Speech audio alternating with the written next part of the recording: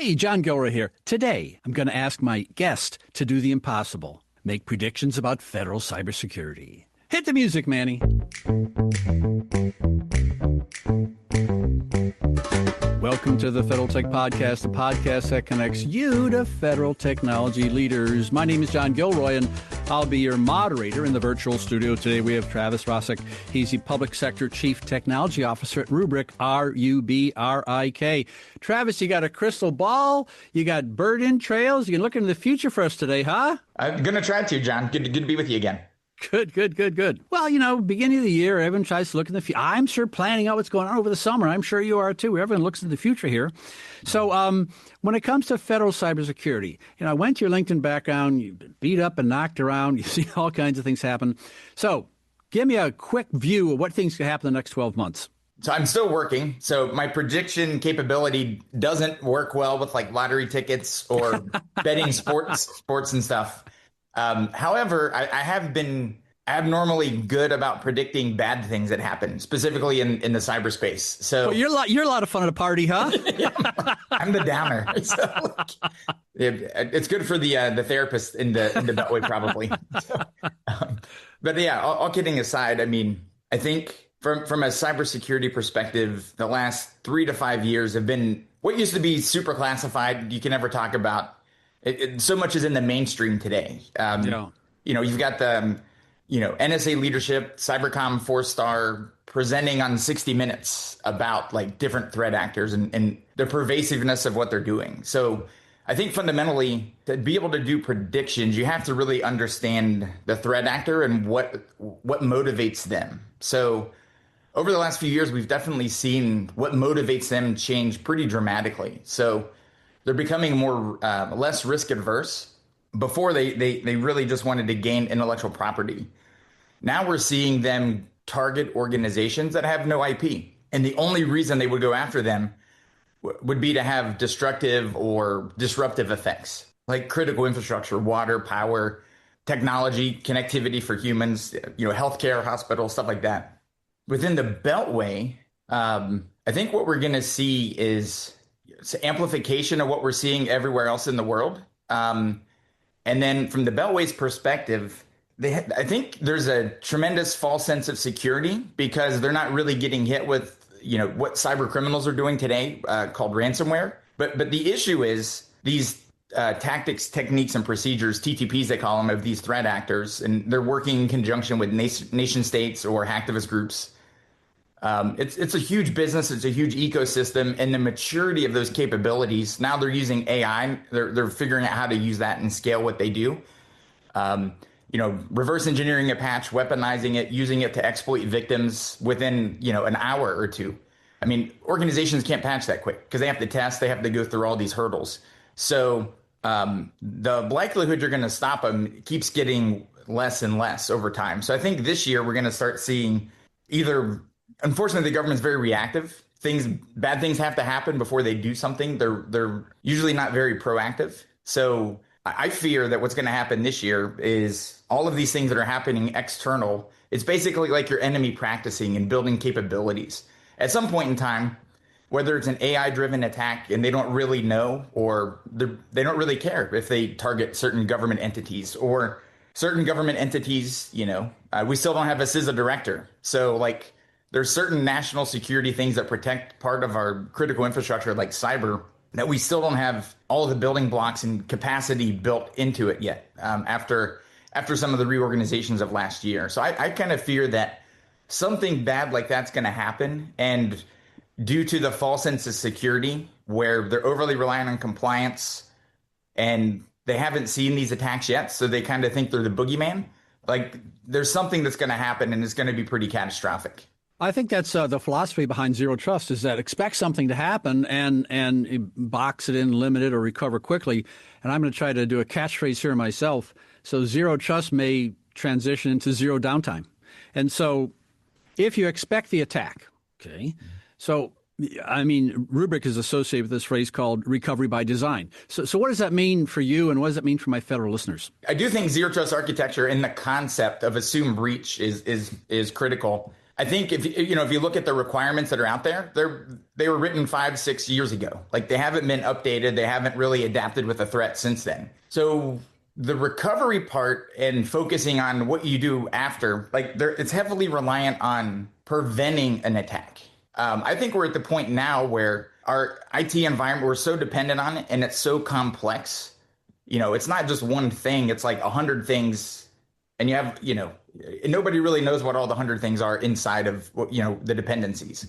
So whether it be open source software, various third-party software providers, human elements, right? North Koreans are trying to invade and get remote employees and, companies in the US. Like there's a bunch of crazy stuff happening. So I think the ability to stop every possible attack is unrealistic. So even if you're patching really quick, like that's probably, you may not be able to patch fast enough to prevent the adversary from exploiting it. So zero trust is good at that point, but it doesn't focus on what if the adversary gets through, right? What if it gets through a software update, a malicious software update? What if it gets through an insider threat or a vulnerability that you couldn't patch quick enough? Like what if they're already in there, and they're probably in many places that we don't know about publicly. So, and at that point, that's kind of where zero trust doesn't finish, right?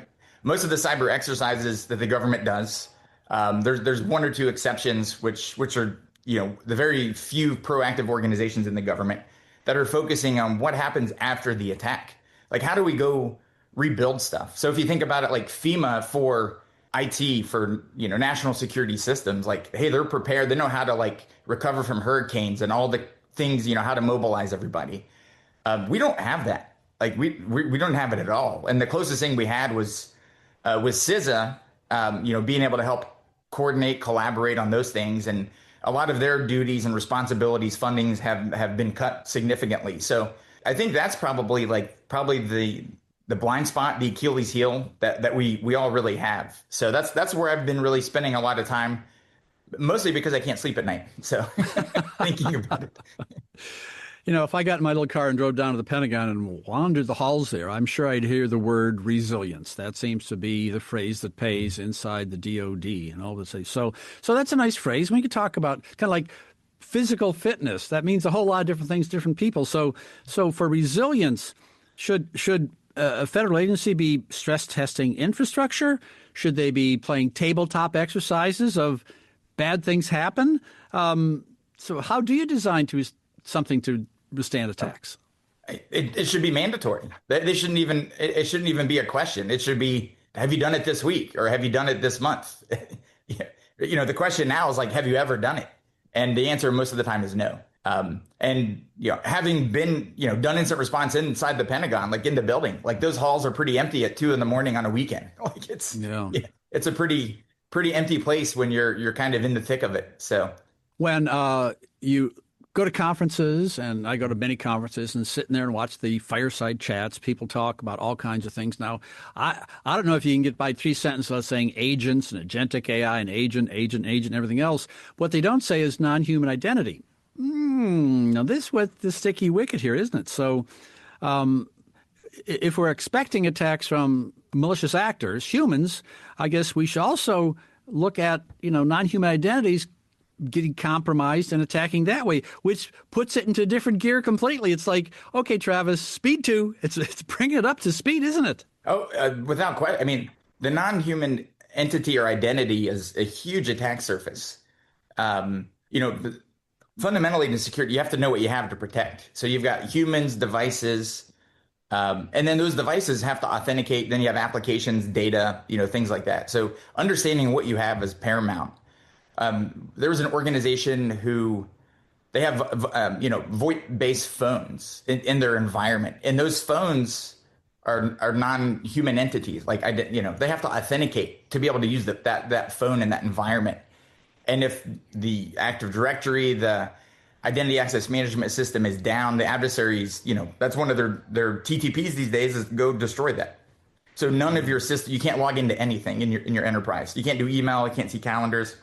And you get into these devices that have identities, you can't even use them. So like if your emergency phone, say there's a chemical leak or some kind of, biological thing, and you go to the phone for emergency and you try to call for help and it's down, like then the help's not going to come. So like I think the mapping isn't quite robust enough for how dependent we really are in technology. And I think there's an overconfidence of how secure and robust it is. So getting into the agentic AI agents. So this software that runs on the environment that we've never been able to build trust in for 30 years are going to automatically make all of these decisions and take actions and control our outcomes, right? So I'm very skeptical when it comes to that. If you're not building security or some type of guardrails in that process, or if it does something bad, how do you undo it?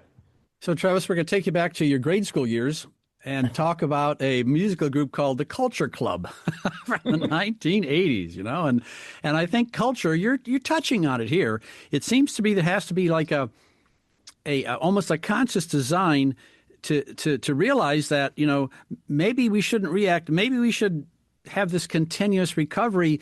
This should be like Wednesday at noon. Let's get the team together. Bad things happen. What do you do? What do you do? What do you do? It's almost maybe not a technological change, but a cultural change, isn't it?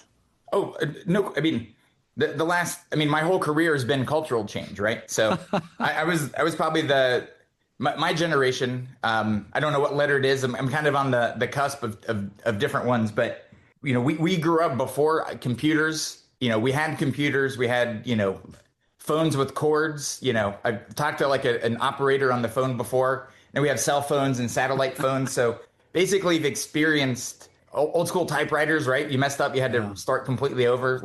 So we've seen the whole gamut of technology and the evolution. But the people that were slightly older than me that I worked for government days or had to interact with and talk about cyber threats, they didn't think any of this stuff was possible. So it was just like, you're always trying to educate and convince people of something, is real. I think my generation and younger grew up, one of the hobbies was playing video games. And we're all used to playing video games where, spend hours or invest a lot of time building character sets. And then those characters get killed in the game. And we all know when the character gets killed. We all prefer the games where you just start over where they got killed. The games that you had to start from the very beginning were the worst games to play. Yeah. So those are the ones you really hated. And I think that culture in the cyber domain today, like when there's a catastrophic attack, organizations that aren't prepared, they're playing the game where they have to go back to the very beginning and start all over. And you get in national security military, hopefully you're alive to do that, right? There's no guarantees. But the ability to start converting all those infrastructure and systems into the game where you just start over where you left off, you basically self-heal or you respawn. And then you're just kind of like, we're just going to keep going. Like that's kind of like where we need to get to from a culture perspective. And I think a lot of the decision makers, the folks that have been in place, building a lot of the systems today and creating the rules, they've never really experienced that pain. They haven't really, they haven't had exposure. They haven't been hardwired to think that way. I think that's our only way going forward is to be able to, who cares if it goes down? Like, we're just going to just hit a button and just do a complete reset to where we left off and just keep moving. Speaking of culture, in the federal culture, people rely on mandates and Office of Management Budget initiatives and whatnot. And I think there's some OMB mandates coming up for 2026. Now, do they touch on recovery by design? Do you see this part in the Parcel 26 also? More inclusion technology, talking about recovery by design? So I'm still kind of combing through a bunch of different things. I specifically haven't tracked that one.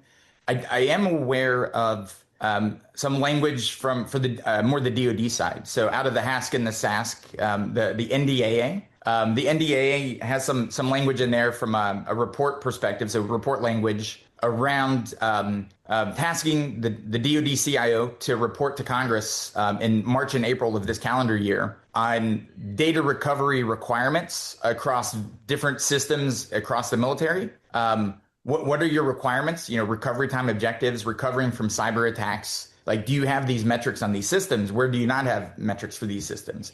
What capabilities do you have? Are you testing it? If you're not, like, what are the gaps and what's at risk? So this is kind of the first thing that I've seen in my 20 plus years, really looking at the mission, the systems, and the computers around it, and trying to really focus on this level at this scale. Because I think now we're at the point where, everybody felt pain when Change Healthcare went down, or maybe you got stranded when Delta Airlines was offline, or Colonial Pipeline, right? If you're on the East Coast, or any hospital, right? So we've all probably had to reschedule appointments or potentially lost your medical records in certain places with some of these attacks. So I think that piece of it is really changing. We're reacting to what's happening outside, but I don't think it's fast enough.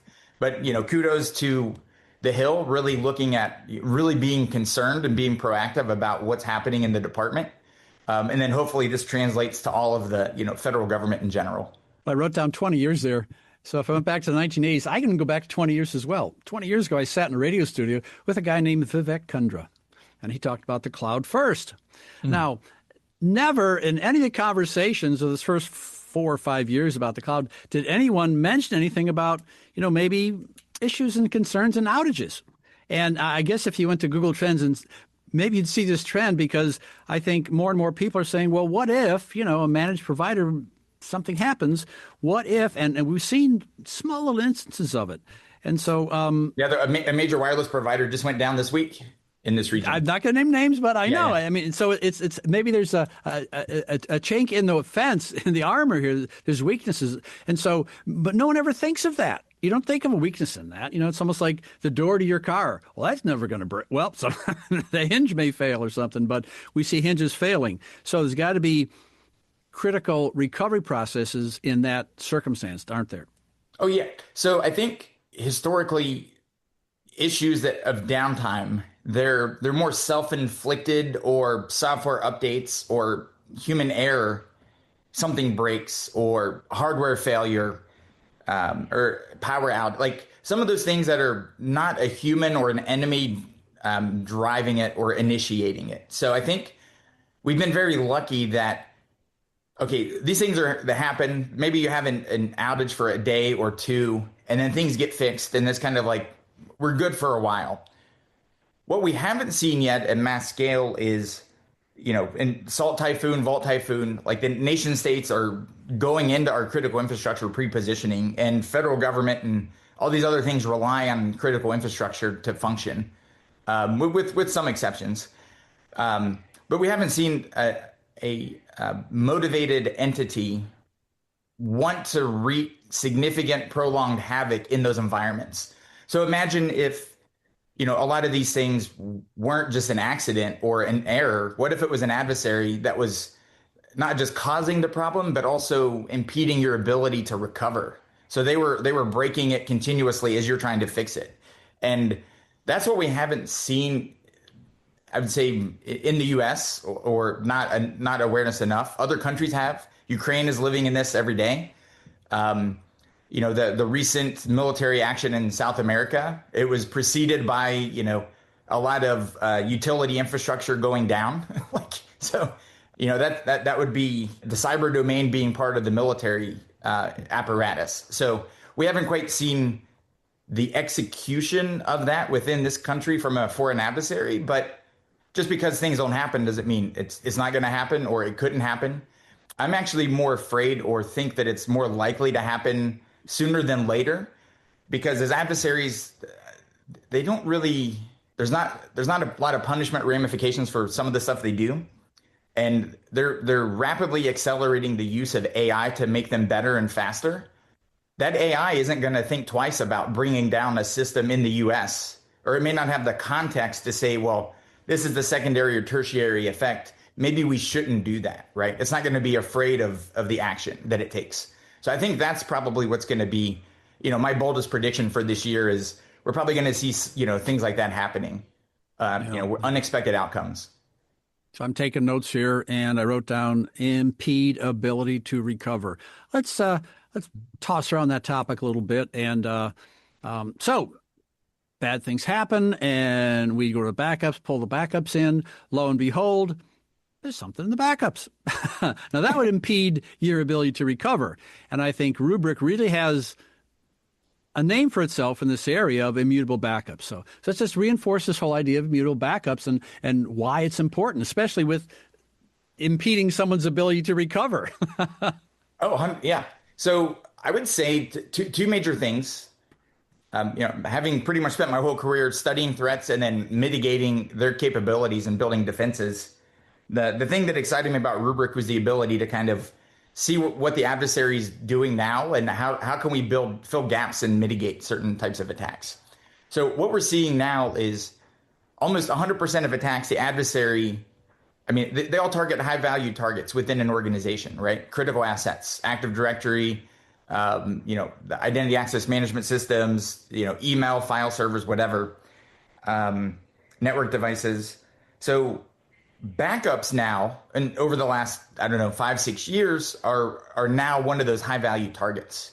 So specifically when they want to monetize their attack, denying you access to your data, not just in production, what they realized was if they can deny the access of your backups, they can delete them, encrypt them, whatever, then they can really jack up the ransom payment amount and demands. And federal government folks in the Beltway are like, oh, we're not getting hit with ransomware or we're unhackable because we're compliant. Their motive isn't to get money from the government in ransomware.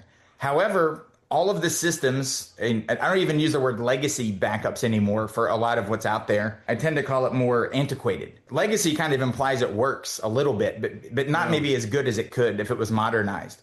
Antiquated is these backups weren't designed to withstand cyber attacks, like this destructive effect, because they're not designed to be immutable or withstand an attack from, a compromised admin account, right? So they're not designed to withstand those types of things. But we're almost seeing almost 100% of attacks where the adversary is going after the backups in the attack. And I'd say 3/4 of the time that they're destroying the backups. So which is quite alarming. And you see guidance coming from certain parts of the government to critical infrastructure and industry with these recommendations and advisories.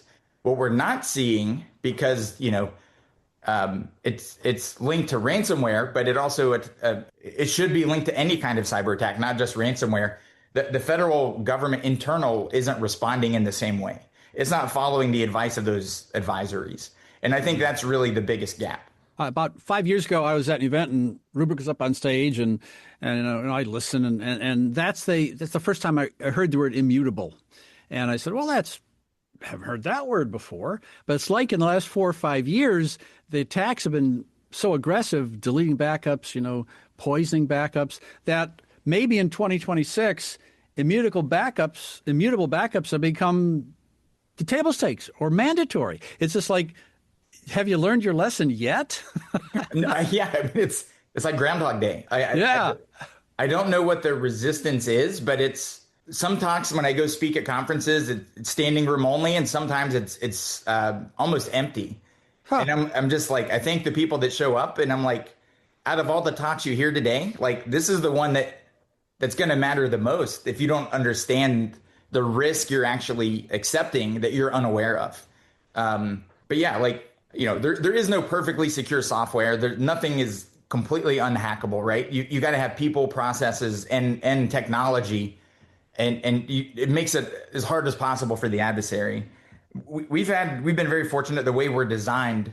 We've had the ability to help hundreds of organizations that have been hit with ransomware globally, recover in minutes or hours. And knock on wood, we've recovered their data like every time. So. We're unique when it comes to that. So Travis, reading between the lines here, there are some financial constraints in some federal organizations. Mm-hmm. And if let's say someone attends one of your lectures, and let's say they contact you and make the next step forward. Mm-hmm. And so how can they incorporate some of these strategies you've discussed into a situation with fewer resources? I mean, if they have fewer resources, they should contact us even faster. So the cost of a breach now is over $10 million to, just for one breach.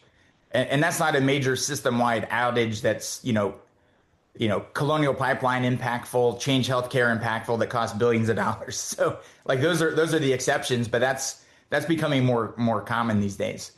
But from that perspective, we build so much automation. We build a lot of fail safes, foolproofing it, making it easy to operate. So reducing the complexity, increasing the confidence and the security of your data and the backups. That allows us, and the way our platform is designed is requires less software, less hardware, less complexity. So in a way, we actually save expenditures, money on that point, but we also make your team more efficient from an O&M perspective. So we're less burdensome to operate. When you are down or you have issues, you can survive and recover super quickly. And generally, from a licensing perspective, we're cheaper than probably what you're spending on antiquated technology today. One of my favorite guests is retired Brigadier General Greg Toohill, and what a great guy. And he's famous for saying that complexity is the enemy of cybersecurity. And you just said that. It's like, the way to avoid this is just maybe without spending any money, just try to reduce or minimize or try to get a handle on what your system's all about. He's a billion times correct. It is 100%. The more complex means more attack surface. More attack surface means the adversary has more chances to get in, and they only need to get lucky once. You have to be right every single time. So that complexity, and when at the beginning of the session, I said these environments now are almost indefensible, right? It's so big and complex that you can't stop every possible avenue of attack. Right. I mean, you have software-defined networks, you have a hybrid cloud, you have sensors producing, 2 gigabits a minute. I mean, the complexity is just staggering. Back when you were studying engineering years ago, that was pretty complicated in and of itself. But now it's the rules are all changing. It's saying so.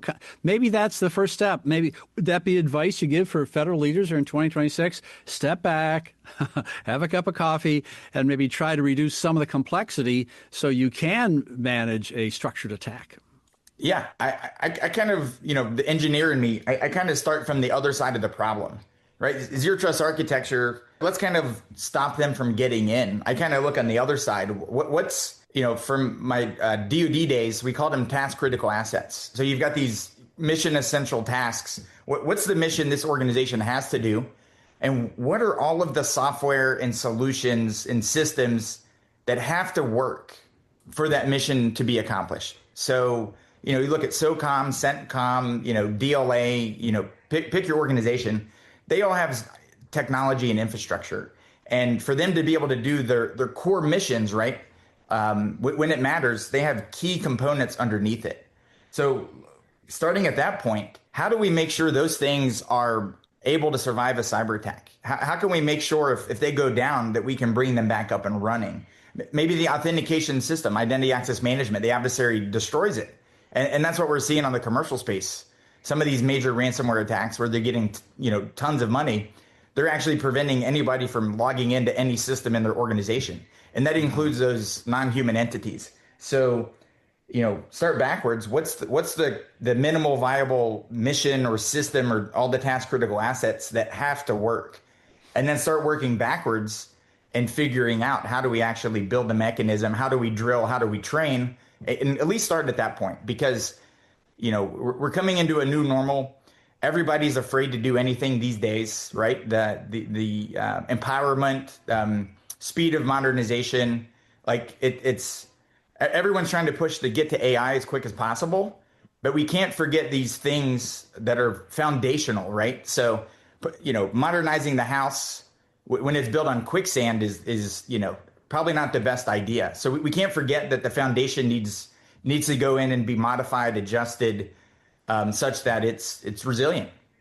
Yeah. I think that's a good summary for this whole interview: is resiliency and how to accomplish it in a very complex world. What I'll do is I'll put a link to Rubrik in the show notes. So if you want more information about Rubrik and immutable backups, you can go there and get more information. But unfortunately, Travis, we are running out of time here. You have been listening to the Federal Tech Podcast with John Gilroy. I'd like to thank my guest, Travis Rosiek, Public Sector Chief Technology Officer at Rubrik. Thank you, John.